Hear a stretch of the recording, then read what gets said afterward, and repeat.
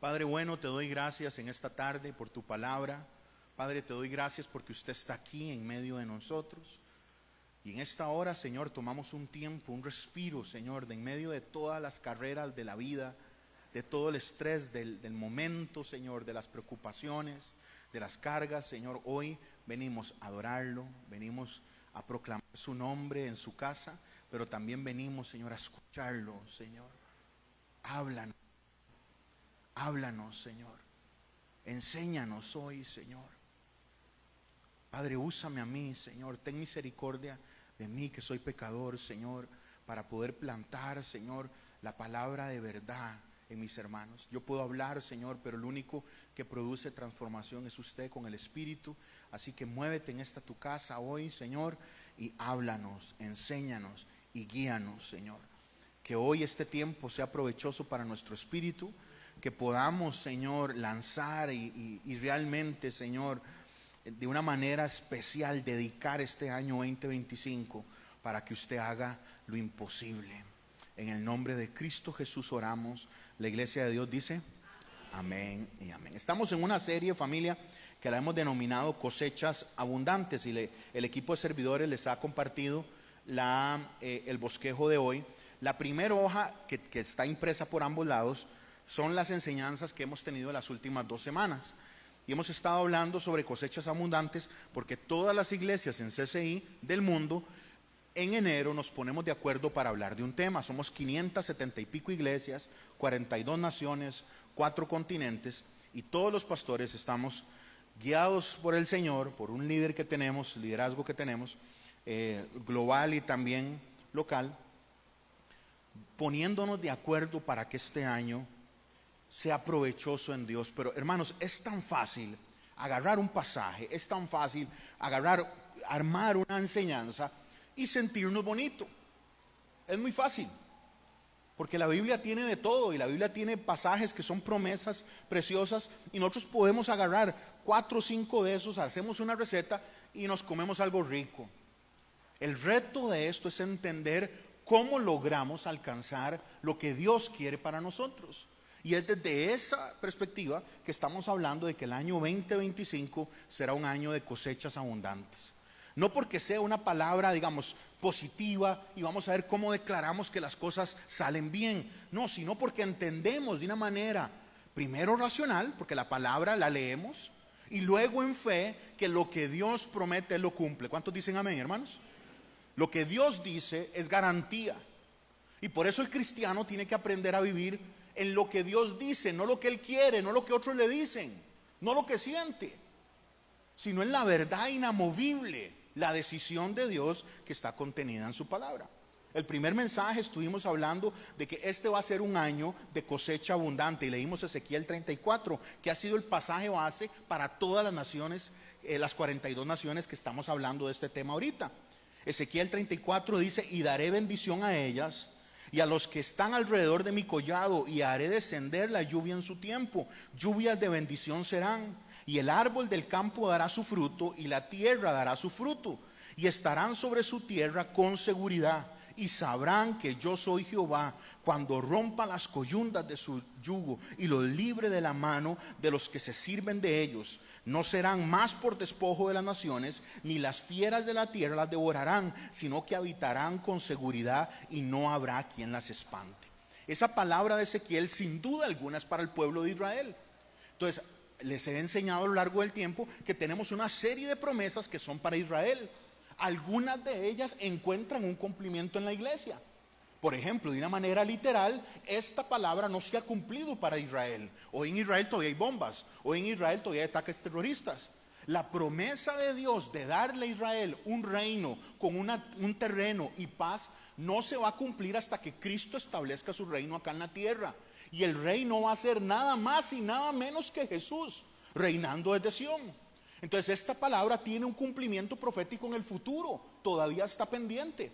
Pero cuando entendemos de que el Señor promete libertad, y hace 2000 años Jesús viene y cambia la historia, encontramos un cumplimiento. Y vamos a notar eso en los textos proféticos, que tienen lo que se llaman ecos. Es como cuando se tira una piedra en un estanque que está tranquilo y genera ondas. Y algunos cumplimientos se van dando a lo largo del tiempo y otros van a tener ecos. Pero la verdadera libertad la encontramos en Cristo. Ya no hay coyunda, no solo con aquel que viene a robarse las cosas, un imperio grande, Babilonia, Asiria o otro, sino que el Señor vino y rompió las ataduras del pecado. ¿Me da un fuerte amén? Ahora gritamos y cantamos y mira, a mí a veces, no quiero regañar a los que vienen a la iglesia, pero a veces no entiendo al cristiano que no alaba cuando tiene que alabar. Porque el Señor nos llamó de la muerte y ahora estamos vivos. Si eso no lo hace usted alabar, está muerto. Porque al igual que Lázaro, Jesús un día se paró frente a nosotros y nos llamó de muerte a vida. ¿Me da un amén? Y eso es razón de exaltación, porque el cristiano se da cuenta: yo estaba en fila al infierno, yo iba a ser condenado para siempre, pero Jesús en su gracia me llamó, me adoptó, y por la victoria de Cristo ahora yo vivo. Amén, iglesia. Entonces acá en Ezequiel vemos un cumplimiento. Yo sé que para Israel todavía no hay un cumplimiento literal, pero ahora el pueblo de Dios no es solo Israel. El Señor se guardó un as bajo la manga que el diablo nunca lo vio, y es el misterio de la iglesia. El diablo a través de la historia odió a Israel, odió a Jacob, hizo lo imposible para destruir todos los hijos de Jacob, y lo hizo hasta el siglo reciente, hasta siglos recientes, y lo seguirá haciendo, tratando de destruir al pueblo judío. Pero lo que el diablo no entendió, y no había forma porque fue un misterio en el Antiguo Testamento, la iglesia no se menciona en ningún lado del Antiguo Testamento, es que Dios se hizo un pueblo para sí mismo en Cristo. Y como dice Pablo a los Efesios, la pared se rompió. Jesús vino y remodeló, botó las paredes, y ya no hay judío, ya no hay griego. Es tan radical Pablo que dice que ya no hay hombre ni mujer. El Señor ahora se hizo un pueblo de todas las naciones, y por eso nosotros podemos adorarlo a Él, porque ahora hemos sido injertados al olivo de Israel. Entonces Ezequiel se cumple en el momento en el que nosotros entendemos a Jesús moverse. Pero si el Señor promete esto, ¿por qué no lo vivimos? Y ahí es donde el cristiano tiene que ser autocrítico y decir: Dios me promete paz, pero estoy viviendo en ansiedad. Dios me promete salud en tal área, y esto no significa que ya no hay enfermedad, hermanos, porque vivimos en un mundo caído. Dios me promete paz en medio del dolor. Dios me promete seguridad en medio de las cosas, porque Jesús fue claro y dijo: en el mundo tendrán, ¿qué, iglesia? Aflicción. Entonces la gente olvida leer la Biblia, y hemos escuchado a los mercaderes del evangelio, a los falsos predicadores que arderán en el infierno, diciendo que no hay dificultad, que el que viene a Cristo todo se soluciona. Y eso es una secta, porque Jesús murió en una cruz. A Pablo le cortaron la cabeza. La tradición dice que Pedro prefirió que lo crucificaran diferente. Jacobo fue cruzado por una espada. En la India Felipe fue desollado. Y podemos ver que al final de cuentas los hijos de Dios sufren. Pero ¿qué es la ventaja? Sufrimos de la mano de Dios. Amén, hermanos. Entonces nos toca a nosotros ver en qué área realmente estamos limitando la cosecha de Dios. Y el otro pasaje base es Gálatas capítulo 6, que dice: no se engañen, Dios no puede ser burlado, pues todo lo que el hombre sembrara, eso también, ¿qué, iglesia? Segará. Entonces estuvimos hablando de algo que es tan lógico, pero lo olvidamos, y es que siempre estamos sembrando, siempre. Y eso tiene que tenerlo usted consciente, porque al final de cuentas usted dice: ¿por qué me pasa esto? Tenemos que aprender a vivir de la siguiente manera: yo estoy plantando, estoy sembrando, estoy esparciendo semillas. Y como dice Ezequiel, algunas de esas semillas van a ser un árbol, y un árbol dura un montón de tiempo en crecer y dar fruto. Pero otras semillas van a germinar rápido de la tierra, en un momento, en unos meses, van a dar fruto. Y entonces constantemente estamos plantando y cosechando, plantando y cosechando. Si este año queremos que sea distinto, tenemos que tomar conciencia de esta realidad y plantar distinto, plantar diferente. Entonces eso es lo que estuvimos hablando la primera la primera sesión. La segunda, dele vuelta a la página, el tema fue recogeré mucho fruto. Y eso suena muy bonito porque suena como que me están diciendo que yo voy a ser próspero. Yo he hecho un billete de 20 y Dios me devuelve uno de $100. Yo he hecho un billete de 20,000 y el Señor me devuelve 100,000 pesos. ¿Qué es lo que vende la radio? ¿Qué es lo que vende la televisión? ¿Y qué es lo que vende esta doctrina maligna de la prosperidad? Recogeré mucho fruto suena a eso. Nada que ver. Lo que tenemos que aprender es que cosechar y sembrar es un principio bíblico. Que suena lógico, pero ahí se lo resumo en 3 puntos. Siempre cosechamos lo que sembramos. Así es. Segundo, siempre cosechamos más de lo que sembramos. Y tercero, siempre cosechamos después de sembrar. O sea, hay que esperar. Hay que tener paciencia. Y estuvimos viendo el Salmo 126, que dice: cuando el Señor hizo volver a Sión a los cautivos, nos parecía estar soñando. En el momento en el que Dios cumplió la palabra de libertad y el rey Ciro dio permiso a que salieran de Babilonia, varios grupos llegaron como en oleadas. Cuando el Señor permitió eso, Israel pensó que estaban soñando, no lo creyó. Y el Señor nos estaba retando la semana pasada a entender qué es lo que le parece a usted demasiado bueno para ser verdad, o sea, imposible para ser verdad. ¿Qué situación está viviendo en lo económico, en lo relacional en su casa, en lo laboral? ¿Qué situación está viviendo usted que parece demasiado imposible? Pero cuando el Señor se movió, un poquito más de 70 años después, nuestra boca se llenó de risa, dice el verso 2. Le puse todo el salmo ahí. Se llenó de nuestra lengua con canciones jubilosas. Todos los pueblos decían: el Señor ha hecho grandes cosas por ellos. ¿Quiénes han visto la mano de Dios moverse a su favor, hermanos? Dios se ha movido.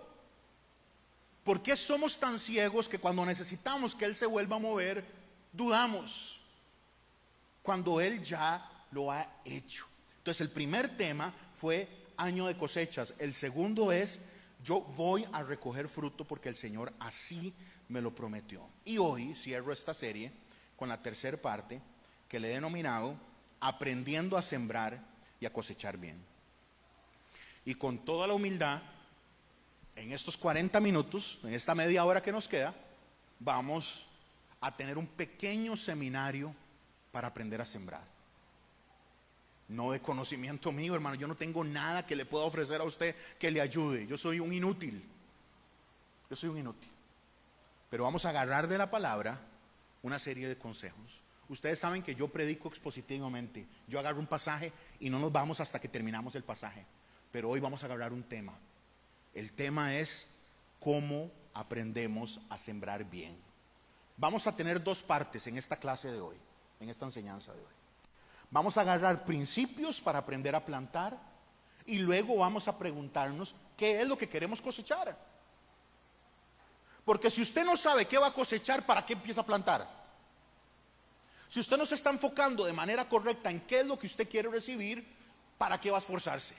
Entonces vamos a tener esas 2 partes. La primera es: vamos a aprender con la Escritura a sembrar bien. Y segundo, vamos a poner nuestra crítica frente a la palabra y con un espejo ver qué es lo que el Señor quiere que cosechemos.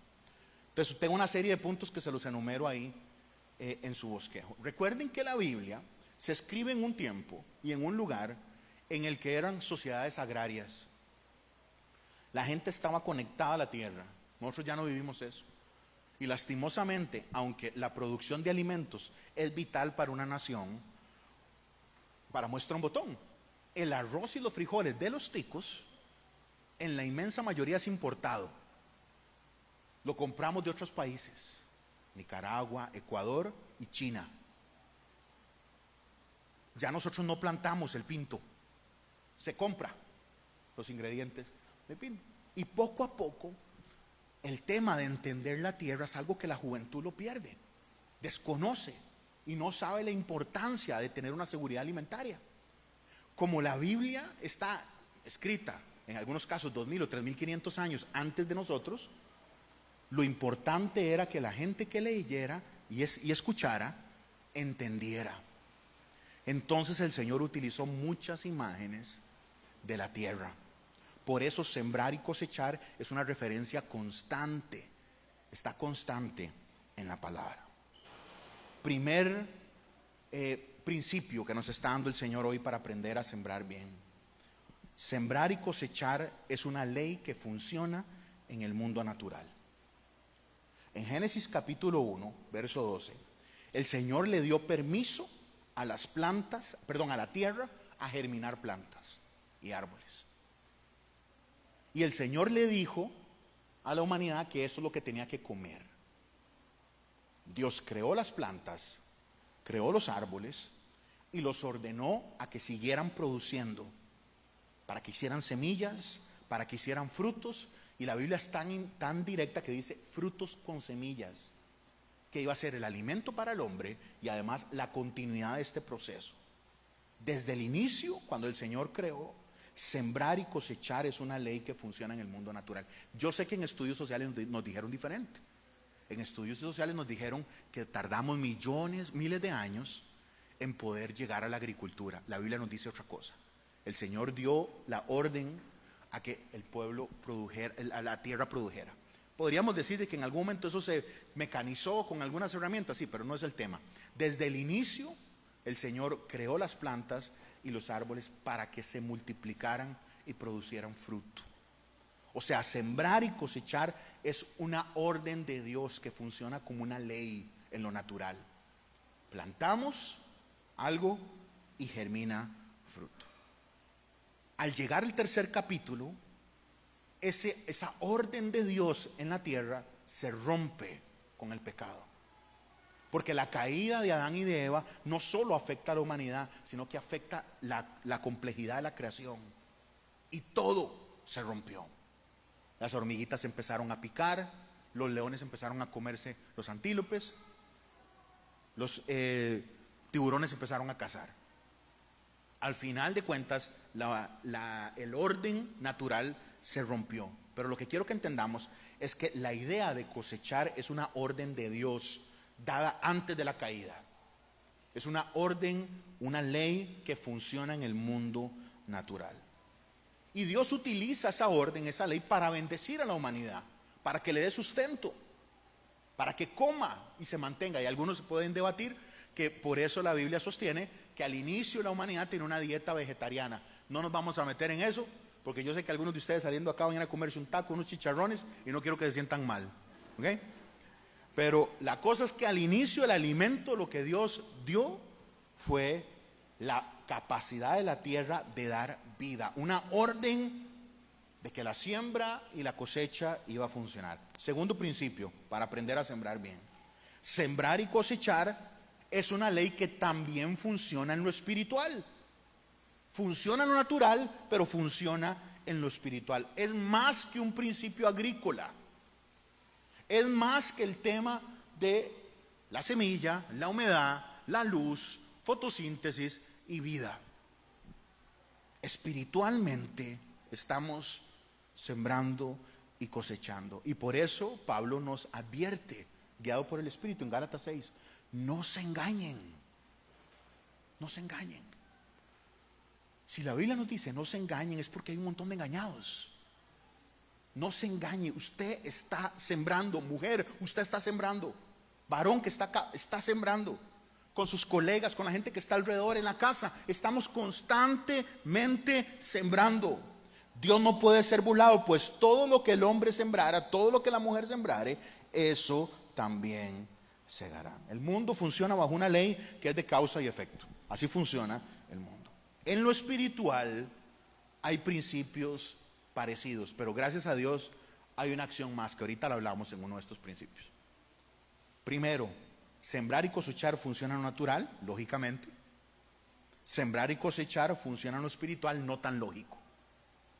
No estamos conscientes que tenemos oportunidades para sembrar, para plantar.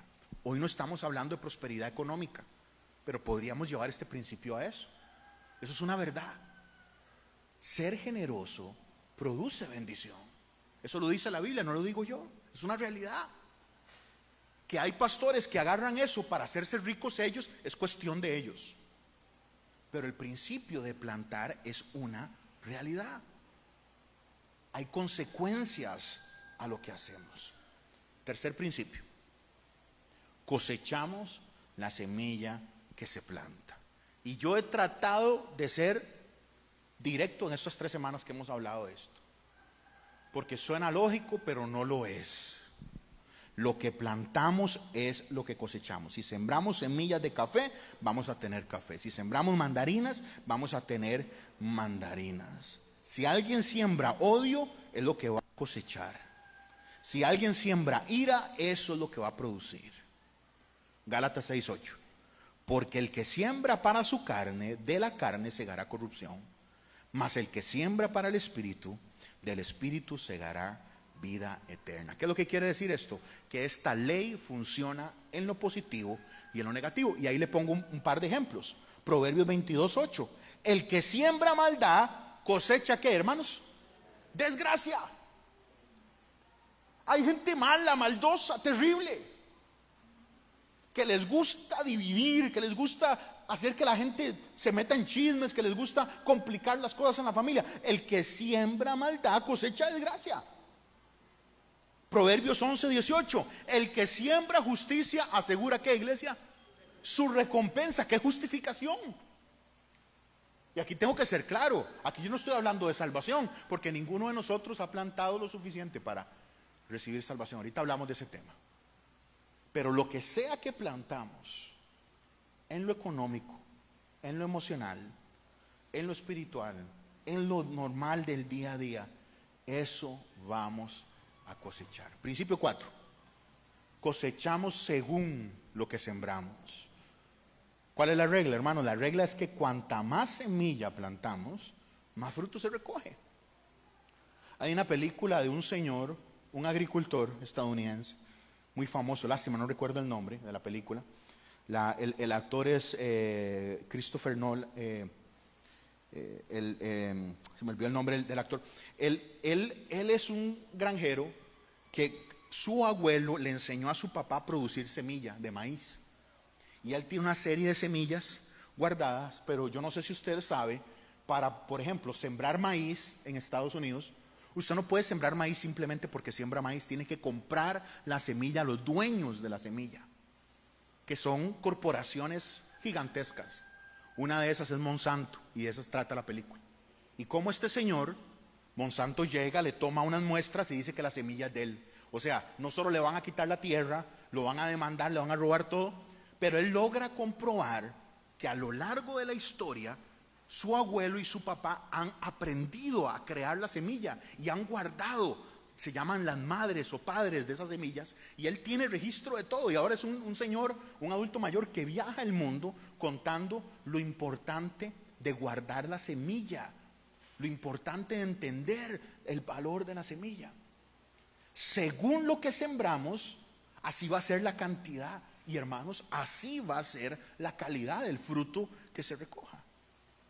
La Biblia aplica esto a un montón de cosas.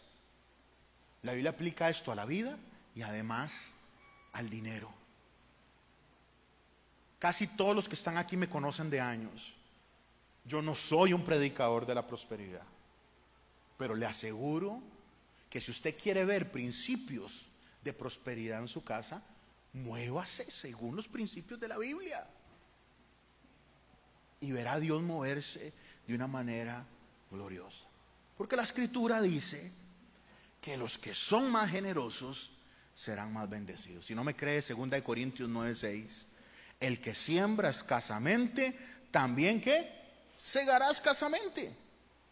Y el que siembra generosamente, generosamente también segará. No se preocupe, aquí nadie va a pasar la ofrenda otra vez. Pero si usted vive en una situación ruda en lo económico, analícese. Analícese y muévase a vivir una cosecha abundante en un área en la que usted no la ha visto este año. Créale la promesa de Dios. Esto no es ver cómo yo me cambio el carro y me compro la casa. Y ya después la casa no es suficiente porque usted necesita una casa en la playa y pum, pum, y usted oye esos burros hablando de prosperidad y cosas. y carros de lujo y viajes y yates. No estamos hablando de eso. Estamos hablando de lo necesario que ocupamos para vivir, para los nuestros y para dar a los demás. El que siembra escasamente, recoge escasamente. Así de sencillo. Cosechamos según lo que sembramos. Pablo dice a los Corintios en la segunda carta, una iglesia llena de problemas. La iglesia de Corinto está llena de errores, un enredo rarísimo moral, un montón de cosas ahí. Les dice, Dios ama al que da alegremente. Y Jesús está tan enfocado que en un culto él vio cómo ofrendaron y vio a una señora entregar una monedita, la más pequeñita que tenían en ese momento, y la vio entregarlo todo. Dios está atento a cómo usamos nuestras finanzas. No es el tema hoy, pero si alguien está luchando ahí y quiere ver abundancia en esa área, es importante que se mueva de acuerdo al principio de Dios. ¿Cuál es el principio de Dios? Sembrar generosamente. Yo no estoy diciendo que usted dé de donde no tiene. Lo que le estoy diciendo es que crea un principio de Dios, hable con el Señor y el Espíritu Santo ponga en su corazón poquito a poco cómo tiene que hacer. Yo les he contado que hay gente que se me acerca y me dice, pastor, yo no puedo diezmar. Y ustedes saben que en esta iglesia nosotros predicamos la Biblia y la Biblia no sustenta que diezmar es obligado. Eso era para otro momento. Lo que la Biblia sí nos dice es que Jesús dice que es buena idea. Jesús dice que es buena idea. Pero diezmar no es nada comparado a lo que hicieron los hombres en el Nuevo Testamento. Y entonces, como dice un pastor famoso de la Reforma, dice, prefiero dar el 10% a tener que ser Bernabé. ¿Qué hizo Bernabé? Dio todo. Absolutamente, vendió todo lo que tenía y lo dio, ¿verdad? Pero hay gente que se me acerca y me dice, pastor, a mí no me alcanza a diezmar. Si yo diezmo, no pago la luz. O si yo diezmo, no hago A, no hago B. Entonces mi consejo es, créale al Señor y arranque con 1%. Señor, yo te doy esto, es lo que me alcanza, usted sabe. Y el mes siguiente da un poquito más, y el mes siguiente un poquitito. Y le aseguro, hermano, yo se lo digo porque lo testifico de ello. El arroz rinde más, el carro no se daña tanto, y empezamos a notar que habían un montón de huecos en la vida porque estábamos moviéndonos fuera de la sombrilla de Dios. No es el tema hoy. Yo he hablado de esto y si alguien quiere en algún momento le podemos reiterar. Pero cosechamos según lo que sembramos. Principio número 5. Cosechamos mucho más de lo que sembramos. La semilla que se pone en la tierra germina mucho más de lo que fue siendo semilla. Ahí Maco nos va a ayudar con una fotografía. Esa foto que tenemos es una semilla de trigo. Parece un granito de café, pero es unas 3 semillas de trigo. Cada una de esas semillas, cuando germinan, produce una espiga. Creo que tenemos otra fotografía. Una sola semilla produce decenas de nuevas semillas que se van a convertir en trigo, que va a ser alimento, que va a ser pan, que va a ser cereal, que va a ser lo que alimenta al mundo.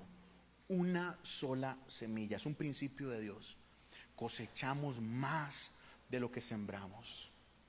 Yo le decía a Carol esta semana que estábamos hablando de algo y le decía que Dios siempre va a ganar.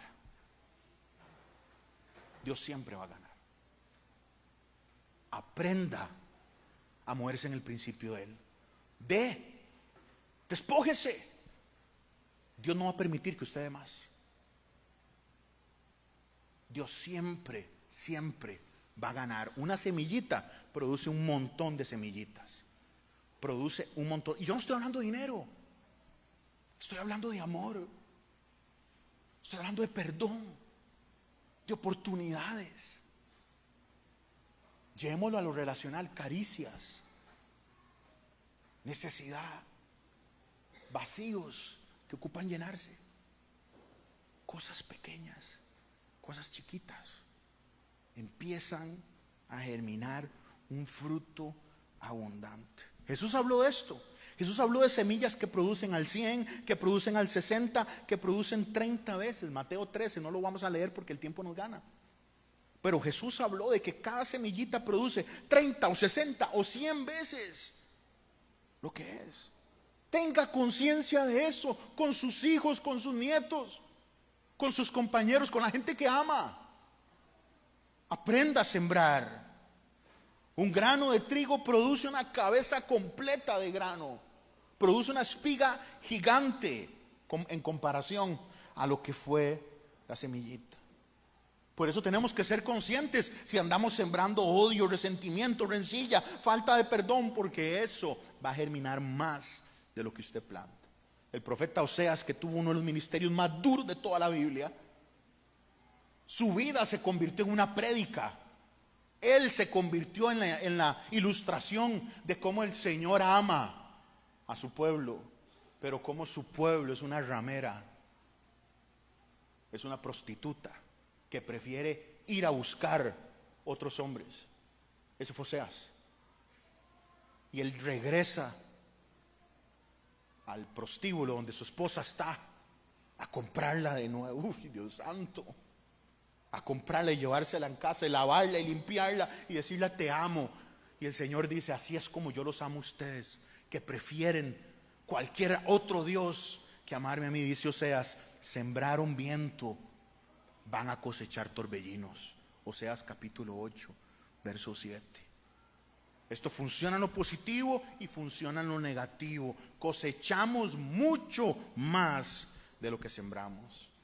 Por eso la idea de sembrar y cosechar, que se encuentra en toda la Biblia, es un principio que tiene que estar constante en nosotros. Entonces recapitulemos, porque ya llevo 4 principios. Sembramos y cosechamos es una ley que funciona en lo natural. 1. 2. Es una ley que funciona en lo espiritual. 3. Lo que se planta es lo que sale. Lo que usted siembra es lo que sale. Nada más y nada menos. 4. Vamos a cosechar más de lo que plantamos. Cuarto, vamos a cosechar según lo que plantamos, en la forma, en la calidad. Y 5, vamos a cosechar más cantidad. ¿Ok? Principio número 6. Y es para mí una de las cosas más lindas de la siembra y la cosecha. La gracia de Dios nos permite cosechar en donde no sembramos. ¿Quién ha visto a Dios perdonarle, hermanos? Habemos 10 aquí. Qué Dios más hermoso el que tenemos, hermanos.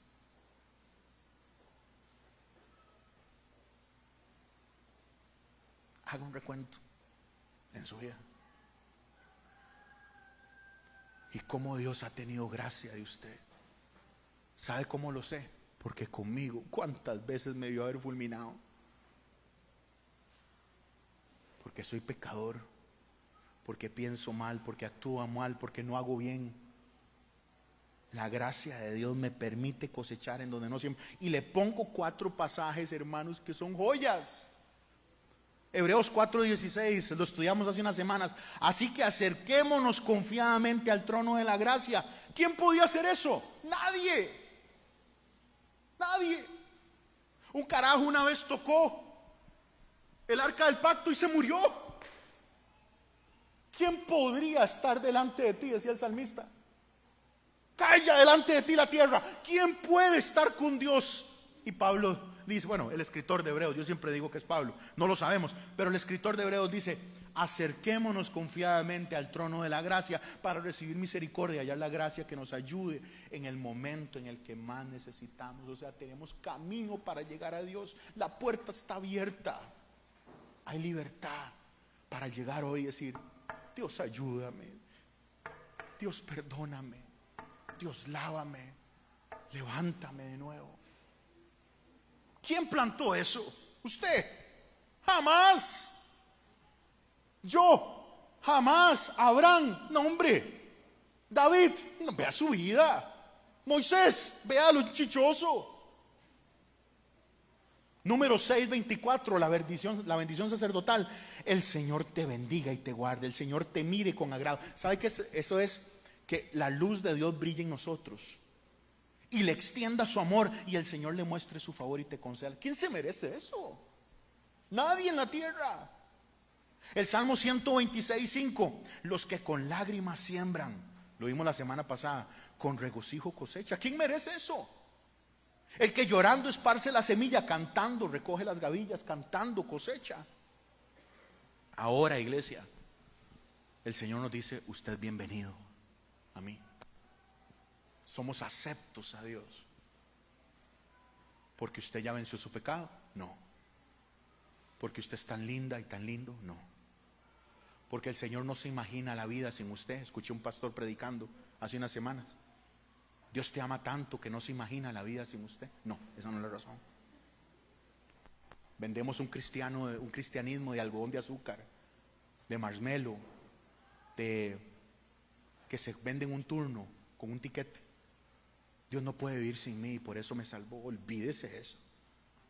Es que en su gracia, Efesios 2, lo leyó Mari mientras estaba ministrando.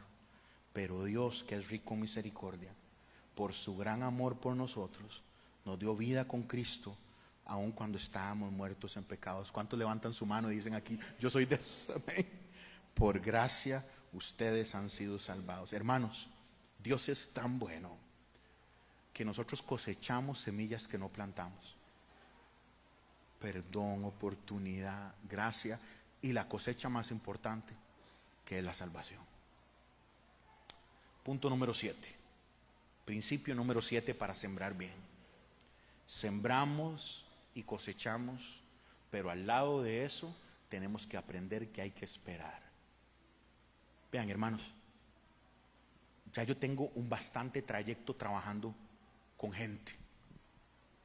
Y este es uno de los problemas más grandes. Y es que queremos que Dios haga lo que queremos que haga ya. Ya. No sabemos esperar. Y sembrar y cosechar demanda espera. Demanda la necesidad de saber quedarse quieto y esperar. ¿Sabe por qué, hermanos? Porque nada bueno sucede de la noche a la mañana. Todo lo que tiene algún valor o importancia va a requerir un proceso. Esto es tan real que Dios utilizó un proceso, Él siendo todopoderoso, para crear. Él pudo haberlo hecho todo en un segundo. Pero Dios es Dios de procesos perfectos. Nada bueno crece de la noche a la mañana. El agricultor sabe que tiene que ser paciente. Viene el fruto, pero hay que ser paciente. Y eso es horrible, porque la semilla está en la tierra. Él no ve lo que está pasando. Él no sabe lo que va a pasar. Está pensando que puede ser inundado ese terreno, o puede ser más bien sin agua, y entonces se va el sol lo va a quemar o lo que sea. El montón de cosas que pueden pasar que él o ella no tienen control. Entonces la Biblia compara esta idea de sembrar, esta tarea de sembrar, con un tiempo de espera. Se cosecha, se planta, y estuvimos hablando de ese proceso la semana. De hecho, se lo enumero en el bosquejo por si lo quisiera recapitular en algún momento. Dios va a dar su fruto a su tiempo. Gálatas lo dice, Gálatas 6:9. A su tiempo segaremos, pero hay una condicionante. ¿Sí qué, iglesia? Si no desmayamos. Y aquí está un punto clave. Persistencia. Persistencia. Carácter. Confianza. En saber esperar. En saber que la promesa de Dios es una profunda verdad. No la veo. Yo sumo y no da. No tengo los recursos. Pero sé que si espero y no desmayo, sucederá. Confío en lo que Dios dice, en lo que Dios tiene para mí. ¿En qué área de su vida lo que está faltando es perseverancia? Ya plantó, pero usted cree que no ha plantado y sufre y va y escarba y no se está dando cuenta que está hiriendo lo que ya plantó. El tema es que hay cosas que hay que esperar, hermanos. Hay que confiar. El Dios de la promesa viene. Pedro dice: algunos creen que tarda, algunos creen que se atrasó. pero Dios se está moviendo. A su tiempo segaremos. Esa es palabra para alguien hoy. A su tiempo segaré. A su tiempo voy a cosechar. Si no desmayo, si persisto. Principio 8. Siembro y cosecho, pero tengo que saber que tengo una advertencia. Sembrar y cosechar va al lado de una advertencia. Ya se lo adelanté. No se engañe. No se engañe. Un lector sabio de la palabra pone atención a esa advertencia y toma medidas. Cuidado, alguien piensa que esta palabra no aplica para él, para ella. No se engañe. Plante bien. Siembre bien. Entonces, esas son las 8 cosas. Pudieron haber sido muchísimas más, pero que en este ratito quiero que queden claros, porque ya hoy cerramos este tema. ¿Cómo puedo plantar bien? Bueno, tengo que estar consciente que estoy plantando, tengo que estar consciente que esa semilla va a germinar más, tengo que saber que tengo que esperar, tengo que estar confiado que Dios es tan bueno que a veces la cosecha no va a ser ni siquiera lo que yo planté, sino que Él me va a dar, Él me va a heredar, Él me va a regalar, porque Él es bueno, porque Él es papá. Y entonces el agricultor está confiado en eso. Pero la segunda parte es que yo quería guiarlo, enfocarlo, si usted me lo permite. No porque yo sepa hacer las cosas, sino porque esta semana yo recibí de Dios este regaño. Y es: Arturo, ¿qué quiere cosechar usted? ¿Qué es lo que usted está intentando cosechar? Plata, vehículos, casa, cosas. Hermanos, nada de eso está mal en sí mismo. Son cosas que se necesitan y que muy posiblemente pueden ser parte de la cosecha. Yo no estoy poniendo en mal cosas que necesitamos. No, hermanos, se necesita el empleo, se necesita el dinero, porque hay que comprar medicinas, porque hay que hacer cosas, se necesita. Pero la pregunta que quiero poner en su mente y en su corazón esta tarde es la siguiente: ¿cuál es la cosecha que estoy buscando obtener? Usted en su mente y su corazón piense. Si hablamos de cosechas este año y hablamos de cosechas abundantes, ¿a qué está pensando? Y viera que yo creo que muchas veces eso lo limitamos a lo material, a lo económico, cuando la cosecha más importante que podemos obtener son las promesas de Dios. Son las promesas. ¿Cuál de esas montón de cosas que Dios me promete es la que a Dios le importa más?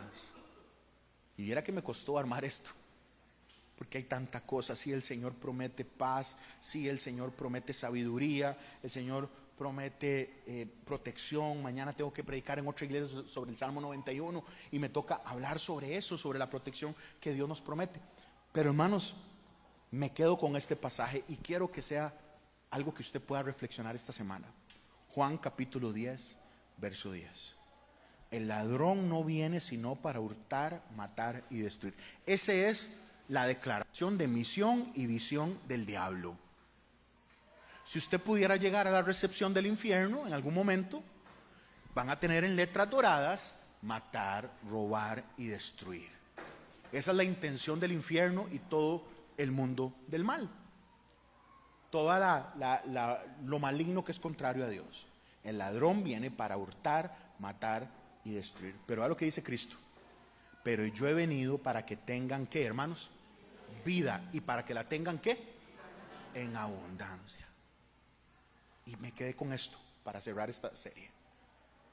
Hermanos, yo sé que todos ocupamos cosechar en algunas áreas.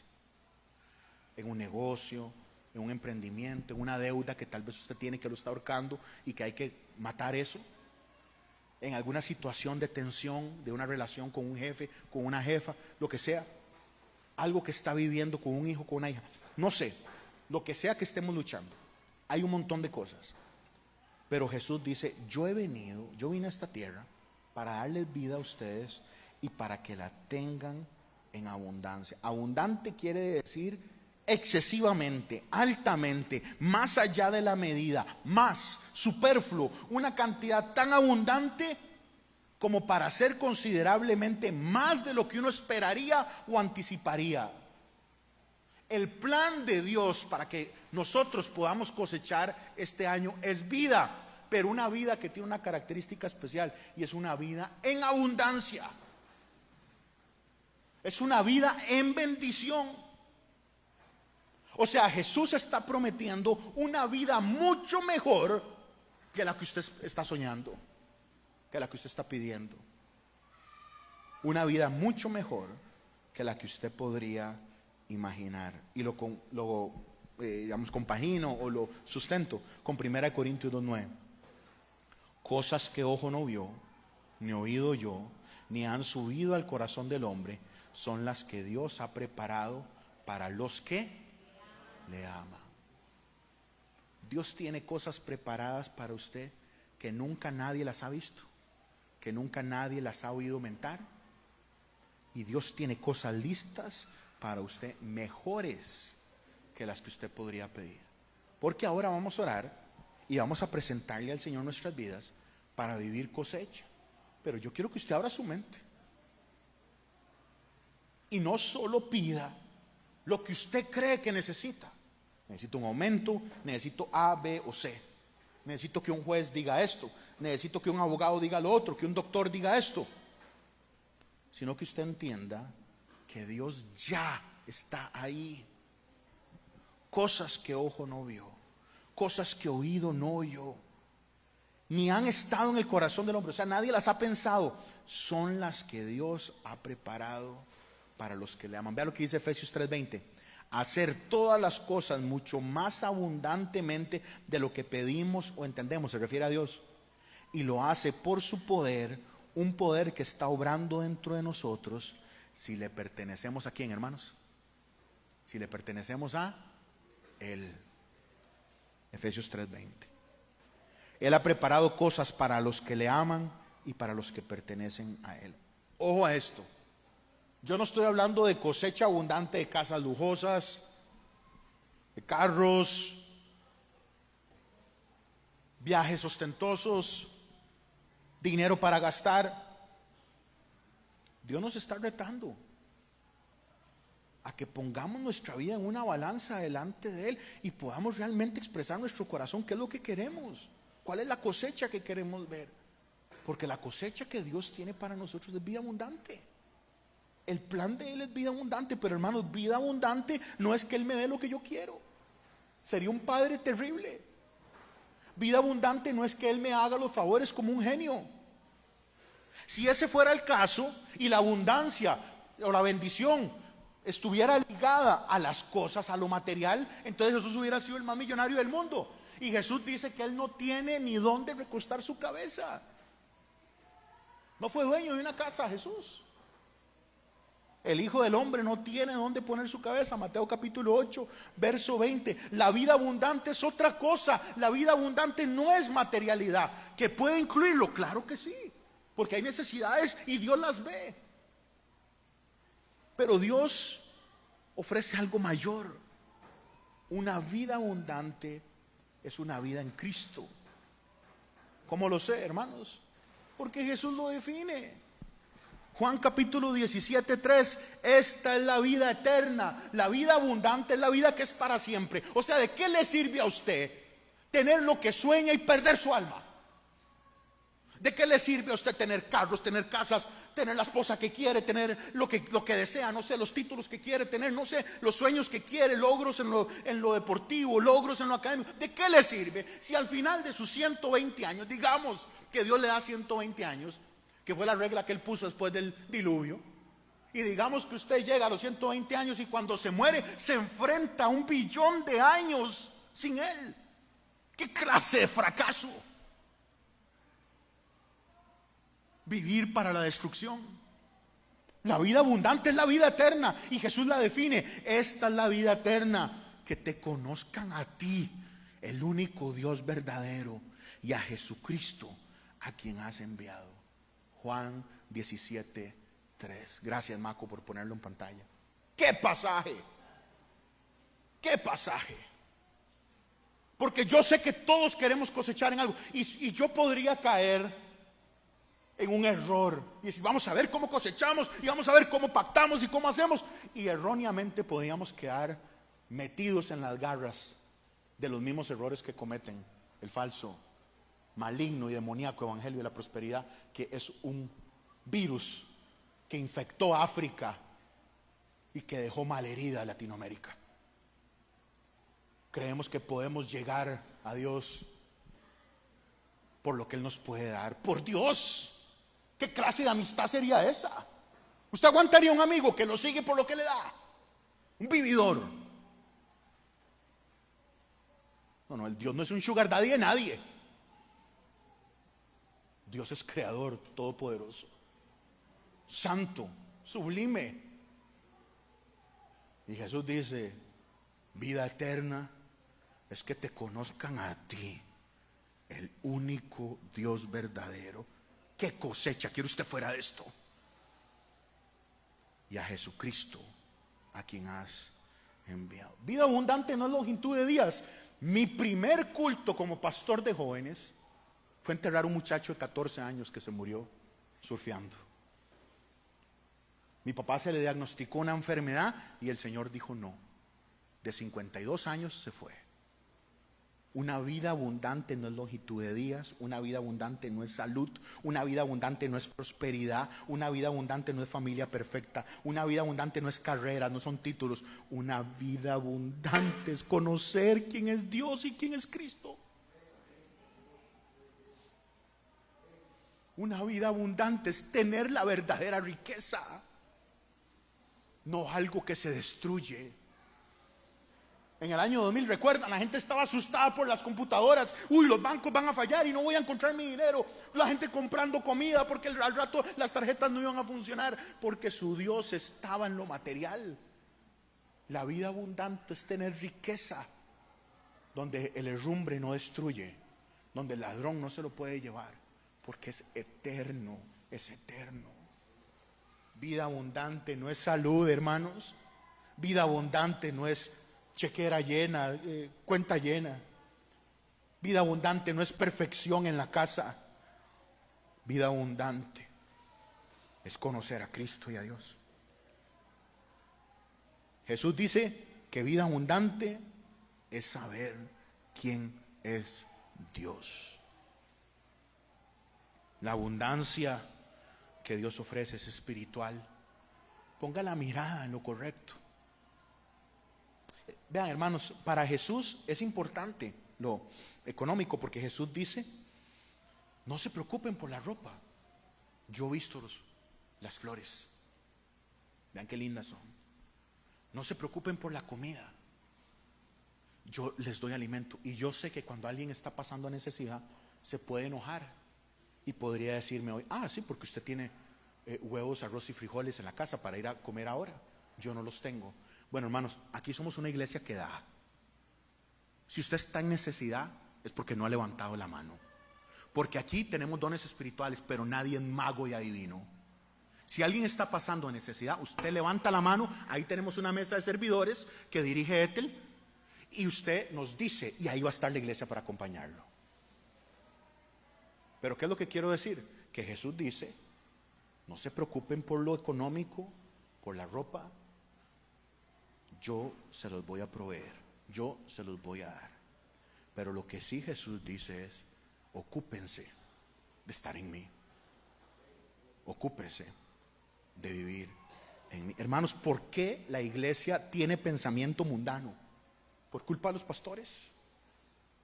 Por culpa de los pastores, porque se sienten orgullosos porque tienen gente influyente, famosos. ¿Por qué la iglesia piensa mal? Porque el pastor proyecta, o el liderazgo proyecta que el éxito es la abundancia, cosas, números. Y eso no es así. Pablo le dice a la iglesia en Roma, no se conformen a este siglo. O sea, no piensen como el mundo piensa. Renueven el entendimiento. ¿Sabe por qué dice eso Pablo? Porque si no, no van a saber qué es lo que Dios quiere. Pablo les dice, renueven su forma de pensar para que puedan comprobar la voluntad de Dios, la cual es, ¿cómo es la voluntad de Dios, iglesia? Agradable, buena y perfecta. Pero el que piensa como el mundo no ve lo que Dios quiere.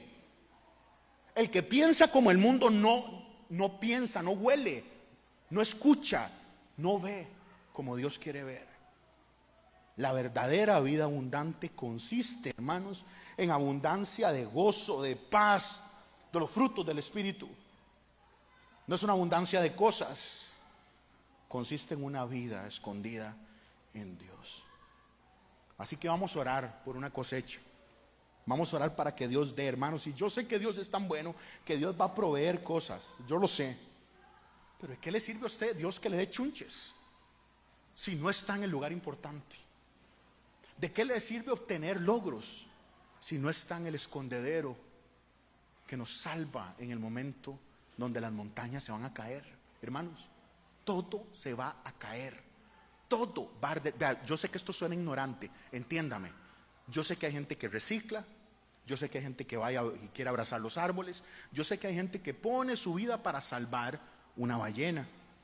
Yo sé, y eso está bonito. Yo tengo amigos arquitectos que empezaron un movimiento para salvar ríos y está genial, está buenísimo. Pero querido hermano, todo va a dejar de ser. Recoja las tapitas, está bien. Separe la basura y todo, hermano, pero ese no puede ser su fin. Eso está bonito.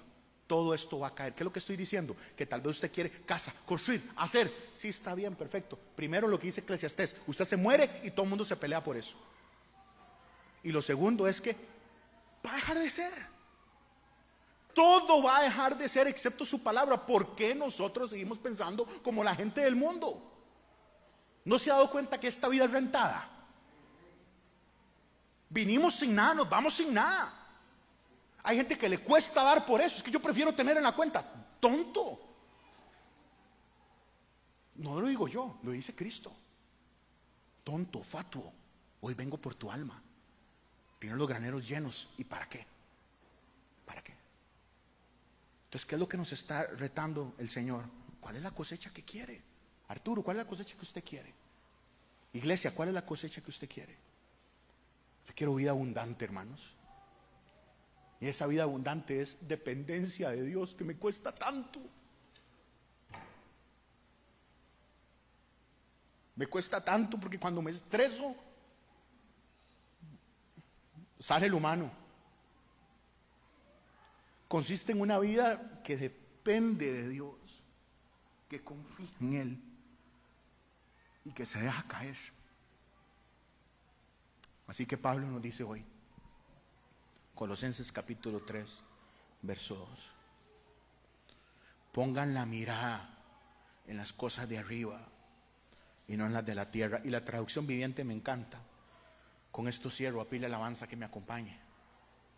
Piensen en las cosas del cielo, no en las de la tierra.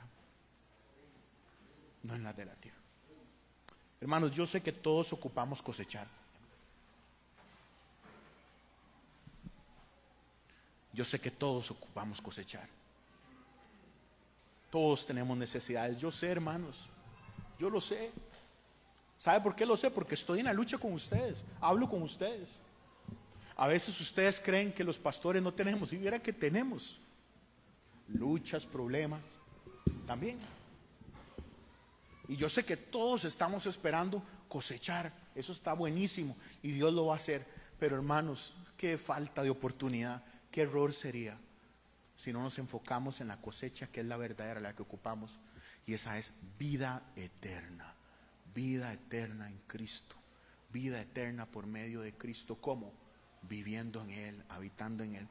Esta semana tuvimos una actividad con los docentes del cole y en uno de los talleres, en uno de los grupos, me tocó estar con una compañera que hablo poco con ella, una maestra de primaria. Cuando ella estaba sacando un cuaderno, sacó un dibujito del hijo. Dice, mira, me encontré un dibujo de mi hijo de hace como 7 años. Y era una manita y 3 bichitos, tres dibujitos ahí mal hechos, ¿verdad?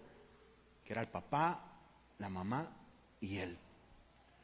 Y me dice, uy, y ella hasta se llenó se le cristalizaron los ojos, se le aguaron los ojos, no sé cómo decirlo. Ya iba a llorar y dice, es que él me dibujó esto diciendo que estamos en las manos de Dios. Vean, hermanos, los niños entienden esto mejor. Tenemos que estar en el lugar correcto. Un chiquito sabe confiar en su tía, en su papá, en su abuelo, en su abuelita, la forma en la que está conformada la familia, en su papá. Pero en el momento en el que hay susto, en el que hay miedo, correr al lugar seguro, correr a la persona que daría la vida. ¿Por qué nosotros queremos cosechar algo fuera del Dios que nos da la vida? ¿Por qué nos enfocamos en cosas que son de la tierra? El Señor nos reta: pongan la mirada en las cosas de arriba. Hermanos, sí, año 2025, año de cosecha abundante, hermanos, pero cuidado, nosotros caemos en el error de iglesias o credos o movimientos que lo que buscan es amar a Dios por lo que Él puede dar. Yo amo a Dios por lo que Él es, aunque me diga que no y me duela mucho.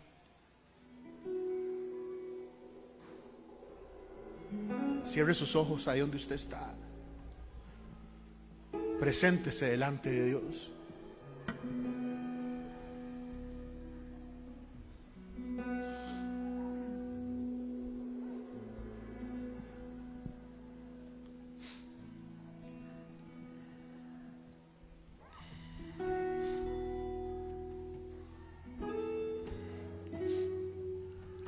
Pedro le dice a la iglesia: antes bien crezcan en la gracia y el conocimiento de nuestro Señor y Salvador Jesucristo. A Él sea la gloria ahora y hasta el día de la eternidad. Amén. Pedro cierra su segunda carta diciendo: vida abundante es entender que esto es un proceso de crecimiento en Él, un proceso continuo de aprendizaje, de práctica, de maduración, de fracasos, hermanos, de caídas, de levantarnos, de adaptarnos, de perseverar, de superarnos, de sentirnos derrotados. Pero antes bien crezcan en la gracia, hermanos, que podamos cosechar en lo importante. ¿Cuál es la primera cosecha? Vida eterna. ¿Cómo la obtengo? Conociendo quién es Dios y quién es Cristo. Y lo segundo, que entendamos que estamos en un proceso para crecer en Él, crecer en su gracia. Si alguien quiere cosechar espiritualmente así, póngase en pie ahí donde usted está y presentémonos hoy como iglesia y digámosle al Señor esta canto.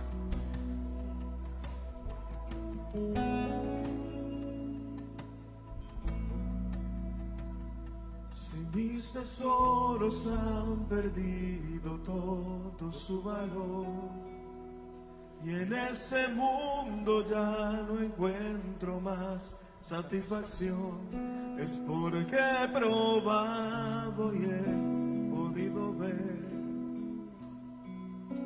a Cristo Jesús. Cantemos, hermanos, levantemos la voz. Si todo es nada comparado a lo que hay en ti, lo que estimaba ya no es importante para mí, es porque he probado y he podido ver a Cristo Jesús. Que su deseo más importante este año sea Él. Y te deseo, póngalo a Él en el lugar correcto. más que a la vida te deseo, dígale al Señor: más cada día te deseo, más todavía Jesús.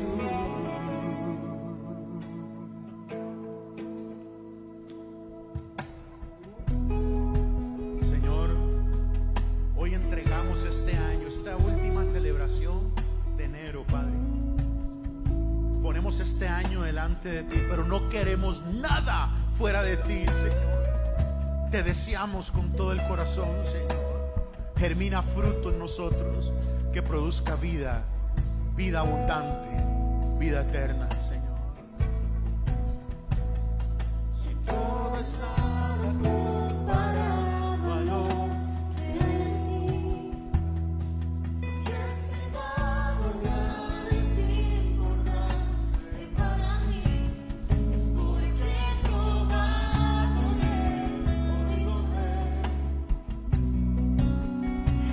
Cristo Jesús. A Cristo. Levante sus manos, hermano, y dígale al Señor que lo necesita. Padre, te necesitamos. Más que a la vida te deseo, más cada día te deseo, más todavía, Jesús.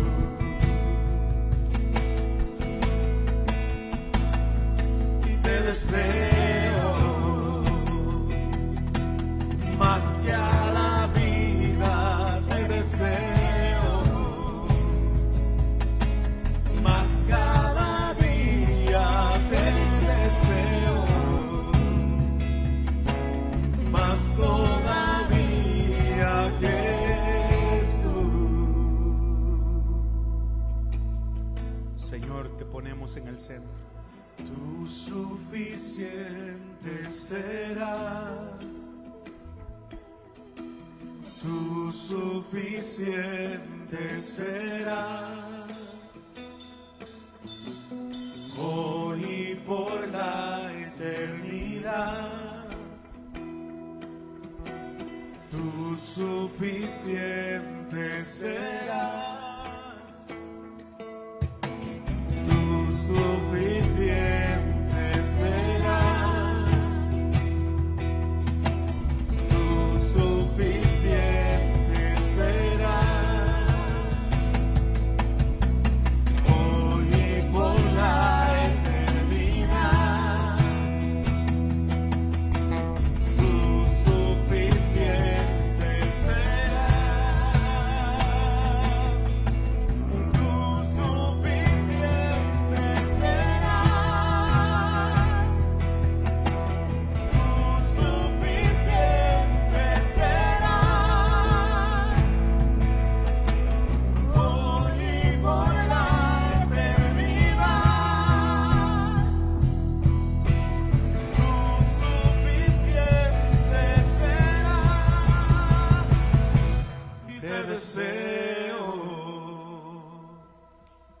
Más que a la vida te deseo, más cada día te deseo, más todavía, Jesús. Oh, me deseo, Señor, y te deseo, más que a la te deseo, más cada día te deseo, más todavía, Jesús. Digámosle te deseo nosotros, iglesia. Te deseo, más que a la vida te deseo, más cada día te deseo, más todavía, Jesús. Levante sus manos y pueda hacerlo conmigo, Padre. En esta hora, Señor, nos entregamos a ti, Señor, y entendemos que estamos sembrando y cosechando, Padre. Usted conoce nuestras necesidades. Usted promete cuidar a sus hijos y sus hijas. Usted dice que no hay ninguno de ellos que ande solo, que no hay ninguno de ellos que no tenga lo necesario para vivir. Así como usted viste las flores, así como usted cuida los pajaritos, Señor, usted cuida a sus hijos, Señor. Padre, todos tenemos necesidades. En lo laboral produce crecimiento, bendición.